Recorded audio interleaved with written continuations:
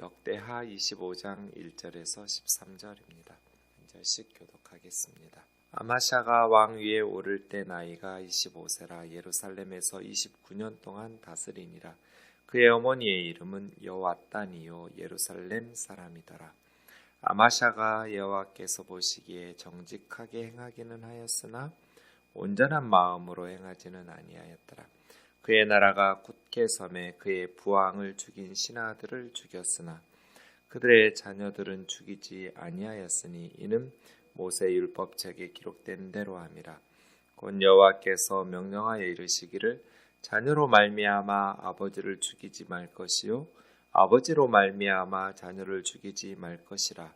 오직 각 사람은 자기의 죄로 말미암아 죽을 것이니라 하셨더라.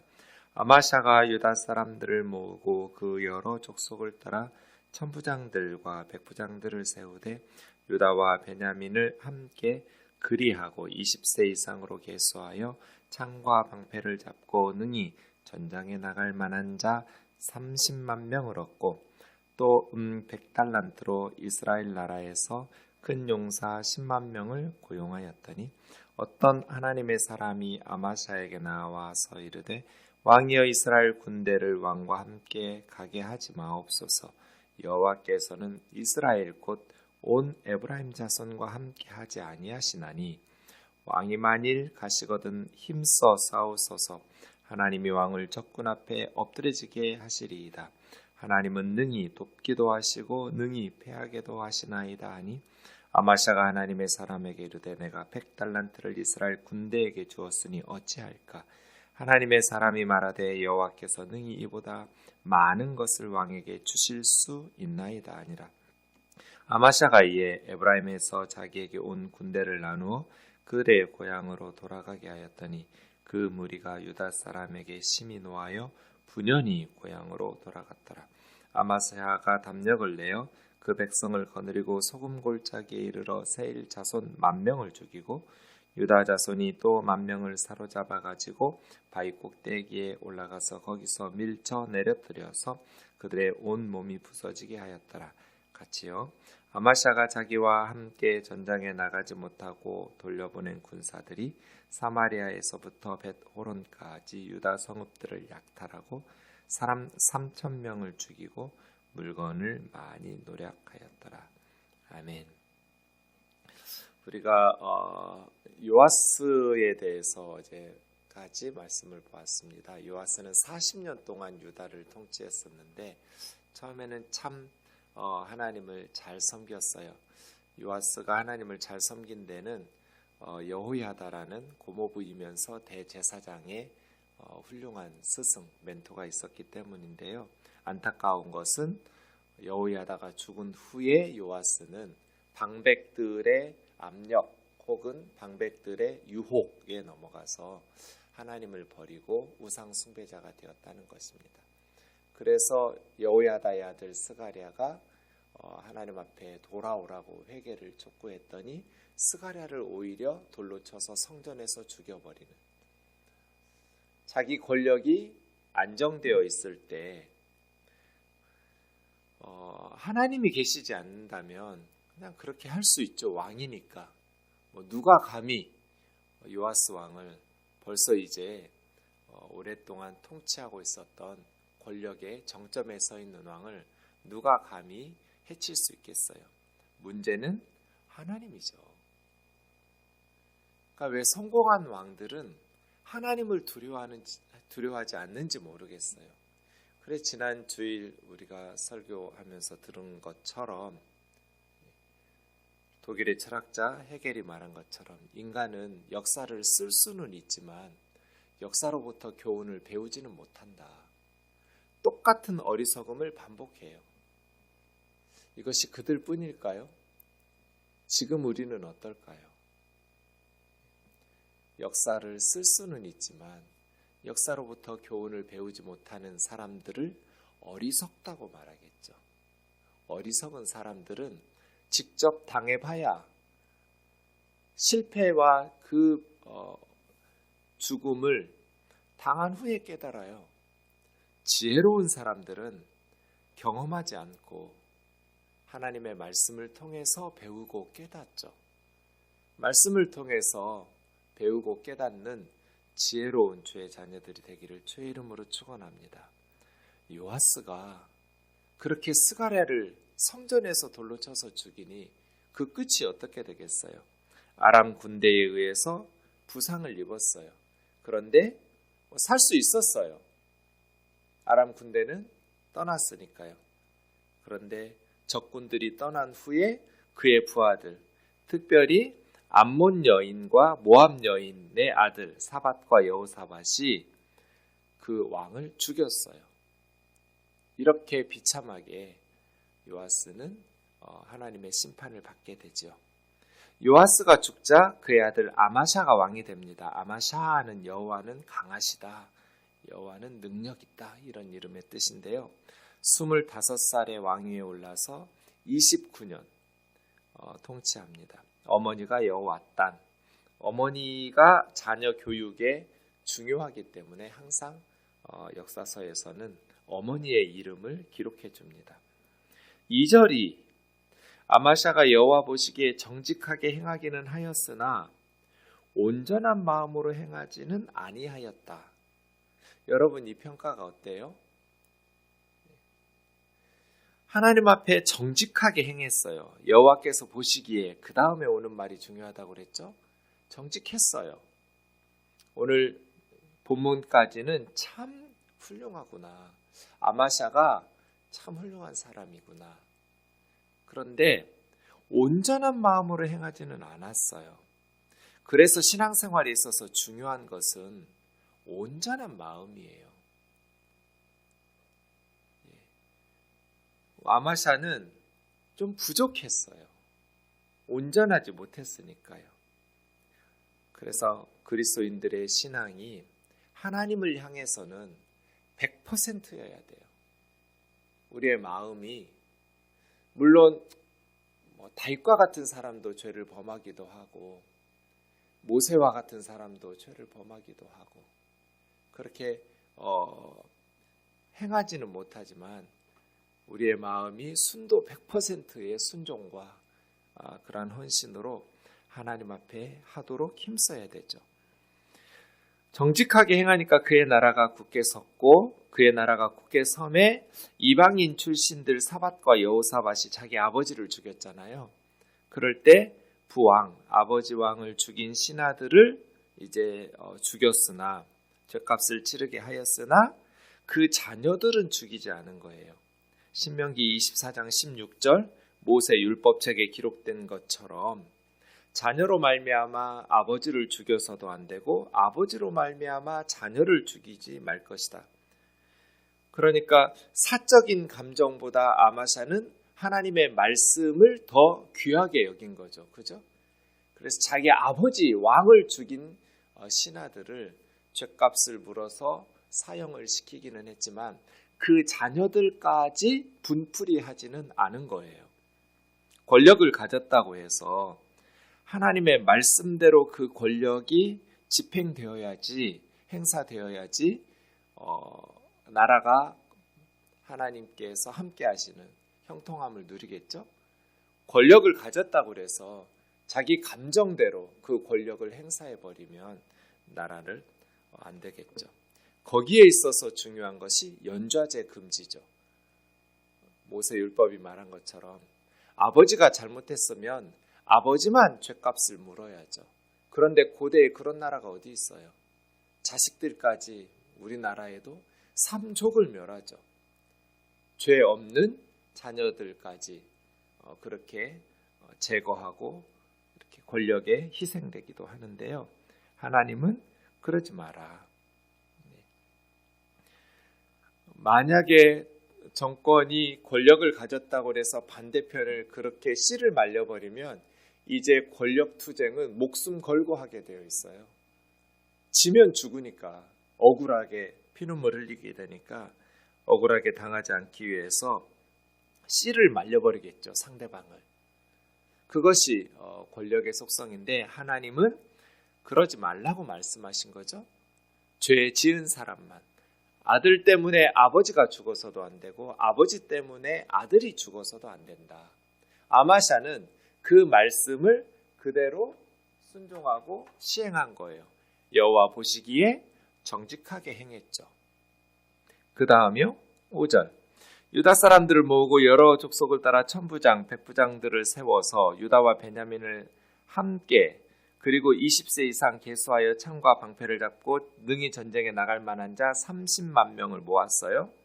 그리고 은 100달란트, 1달란트가 34kg이니까 100달란트는 3.4톤쯤 되겠죠. 어지간한 아이들 몸무게라고 그랬어요. 1달란트가 30, 그러니까 한 달란트 맡은 사람도 엄청 많이 주인이 준 거예요. 2달란트, 5달란트에 비하면 작다고 말할 수 있을지 모르겠지만 34kg 준 거잖아요. 그러니까 한 달란트도 엄청 많이 준 거죠. 그런데 100달란트, 3톤이 넘는 은을 북이스라엘에 주고 용사 10만 명, 남유다와 베냐민, 유다의 그 30만 명 군대를 모은 후에 10만 명을 더 북이스라엘에서 은 100달란트를 주고 사온 거죠. 고용한 거예요. 용병이죠. 그러니까 거액을 들여서 3톤이 되는 은을 주면서 10만 명의 용병을 북이스라엘로부터 가지고 왔는데, 데리고 왔는데, 어떤 하나님의 사람이 아마샤에게, 누군지 몰라요.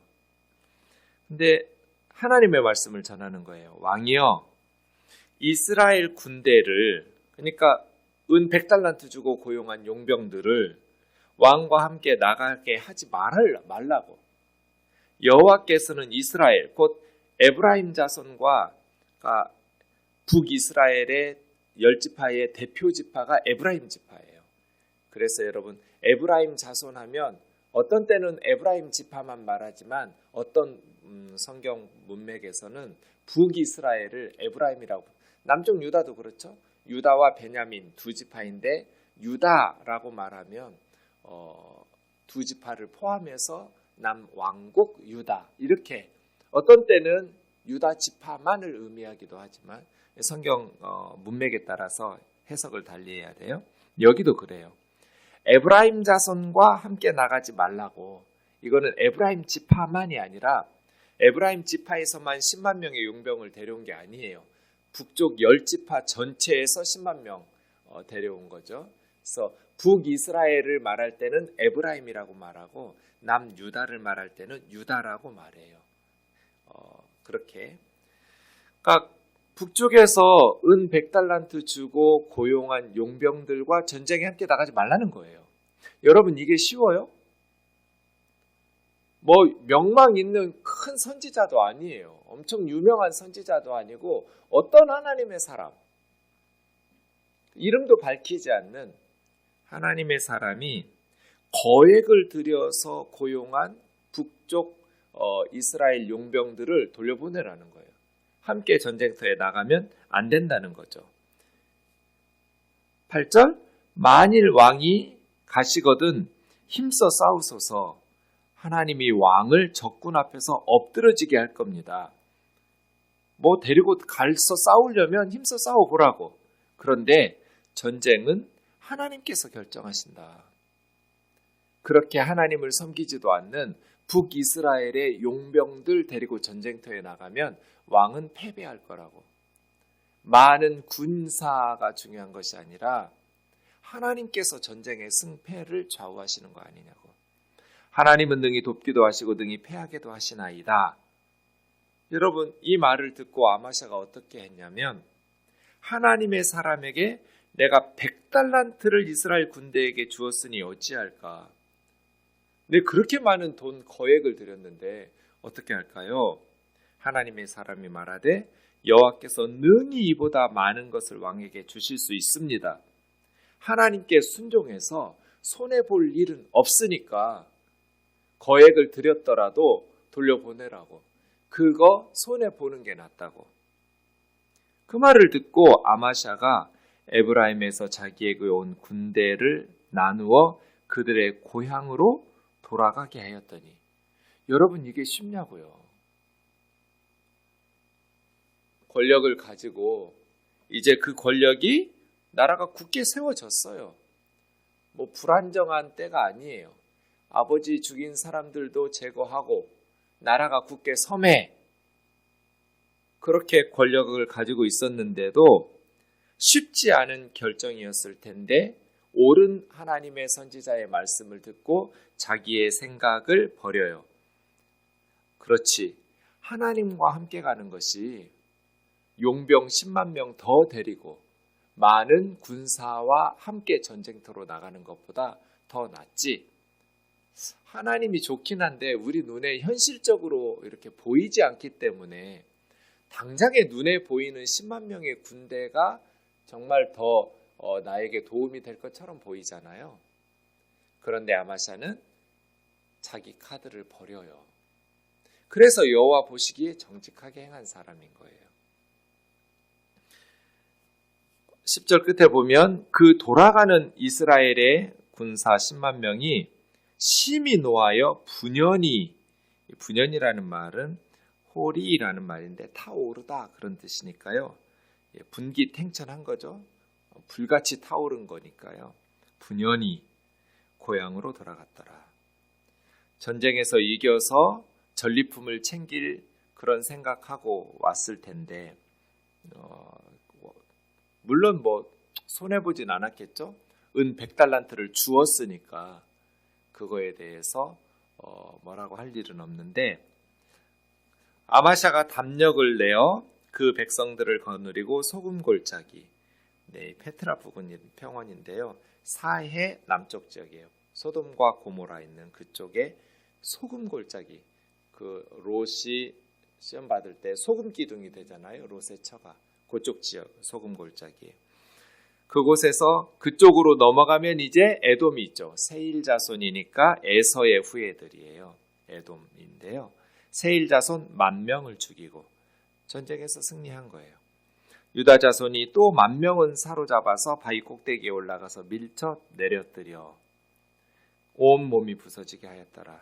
아마샤가 자기와 함께 전쟁에 나가지 못하게 하고 돌려보낸 북이스라엘의 군사들은 사마리아에서 벳호론까지, 베냐민 북서쪽에 있는 유다 국경 지역인데요. 그 유다 성읍들에게 분풀이하면서 약탈하고 3,000명의 유다 사람들을 전쟁에, 에돔과의 전쟁에 참전시키지 않고 그냥 돌려보냈다고 해서 유다 성읍의 무고한 백성들을 약탈하고 3,000명이나 죽인 거예요. 참 악했죠? 네. 생각해보면 아마사의 인간적인 생각이 이런 비극을 가져오기도 한 것이죠. 문제는 오늘 본문은 여기서 끝나는데요. 내일 새벽 예배가 없기 때문에 14절이에요. 이제 북쪽에서 3,000명을 죽였으니까 북이스라엘의 그 약탈과 악행에 대해서 당연히 뭔가 외교적으로 해결하든지 군사적으로 해결을 해야 될 거잖아요. 아마샤가 에돔을 이겼으니까 뭐 엄청난 용기를 가지고 에돔이 굉장히 높은 페트라 지역이기 바위 위에 있는 지역이기 때문에 전쟁에서 이기기가 쉽지 않아요. 에서가 아주 좋은 땅 세일 사람들 몰아내고 차지한 거거든요. 굉장히 좋은 곳인데 그것을 이겼으니까요. 아마샤는 엄청나게 큰 성공을 거둔 거예요. 그 기운과 그 힘으로 북이스라엘을 해결해야 되는데 문제는 14절이에요. 사람들이 가끔 미친 짓을 해요. 이거 미쳤다고 밖에는 말할 수가 없어요. 아무리 좋게 말해도 아마샤 미쳤어요. 진짜 미친놈이에요. 우리 가끔 그럴 때 있잖아요. 그때 내가 미쳤었나 봐. 에돔과의 전쟁에서 이겼어요. 하나님의 선지자의 말씀을 듣고 용병 10만 명 돌려보냈는데 자기들 힘으로 엄청난 10,000명을 죽이고 10,000명은 바위 위에서 내려뜨려서 죽이는 그렇게 정복을 해서 엄청난 전리품을 챙기면서 큰 승리를 거두었는데 왜 에돔 사람들을 죽이고 돌아올 때 아마샤 왕은 세일 자손의 신들을 가져와서 자기의 신으로 세우고 그것들 앞에 경배하며 분향하냐고요. 이걸 뭐 어떻게 해석해요? 그때 미쳤었나 봐. 자기들이 정복한 세일 자손의 신들을 왜 가져와요? 왜 거기다가 경배하며 예배드리냐고요? 분향을 왜 해요? 그래서 아마샤가 29년 통치했는데 여호와 보시기에 정직하게는 행하였으나 온전한 마음으로 행하지는 않았다고 말하는 거예요. 2절에서. 좀 부족했어요. 그래서요, 여러분. 우리가 하나님을 온 마음과 목숨과 힘을 다해서 하나님을 사랑하는 거예요. 마음을 다해서 100% 마음으로 하나님을 사랑해야지. 하나님을 60%, 70%, 80%, 90%만큼 사랑하는데 10%, 20%, 30%만큼은 이게 이제 문제인 거예요. 아버지를 죽인 사람들의 자녀들을 살려주었어요. 신명기의 말씀 때문에. 하나님의 선지자의 말씀을 듣고 용병 은 3.4톤을 주고 거액을 들인 용병들을 돌려보내고 과연 하나님께서 함께 하셔서 그 정복하기 힘든 페트라 지역에 에돔과 세일 사람들에게 큰 전쟁의 승리를 거두었어요. 그런데 왜 세일 자손들의 신을 가져와서 자기의 신으로 세웠을까요? 아무리 생각해도 이해할 수가 없어요. 그럼 어떻게 되겠어요? 하나님의 심판을 바로 안 받아요. 여러분 항상 패턴 똑같다고 그랬죠? 하나님께서 바로 심판 안 해요. 심판하기 전에 한 가지 단계가 있어요. 그 단계가 뭐예요? 회개하라고 선지자 보내시죠. 회개해라. 그래서 정확하게 말하면 우상 숭배했기 때문에 심판받는 게 아니에요.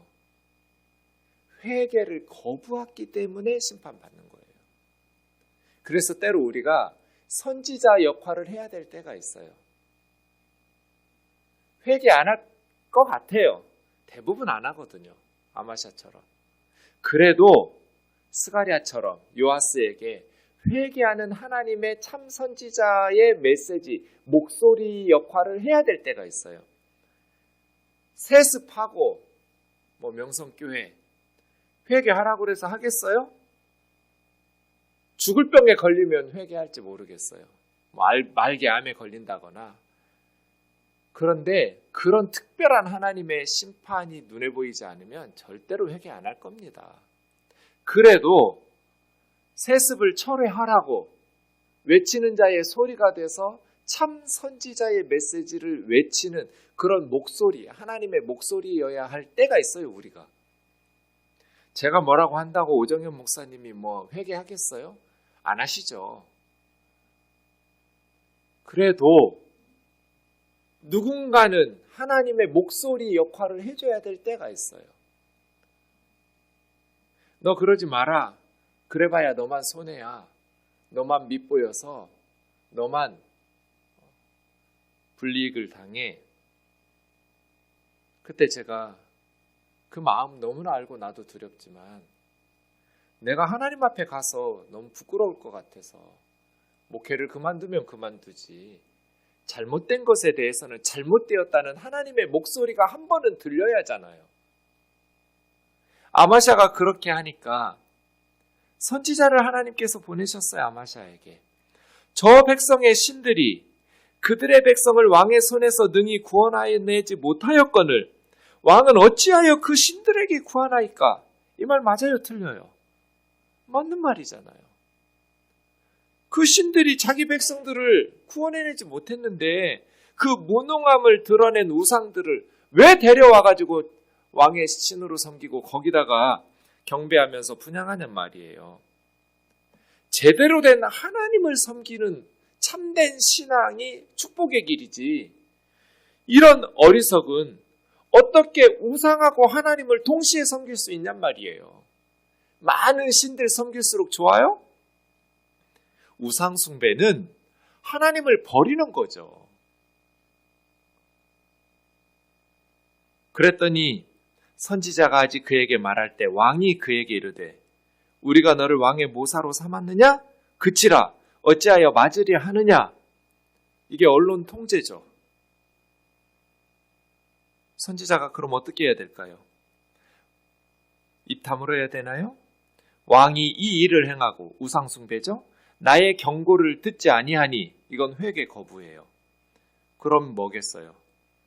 하나님이 왕을 멸하시기로 작정하신 줄 아노라. 결과는 뻔하다. 당연히 그러면 그 다음의 문제는 안 읽어도 알겠죠? 아마샤는 스스로의 무덤을 판 거예요.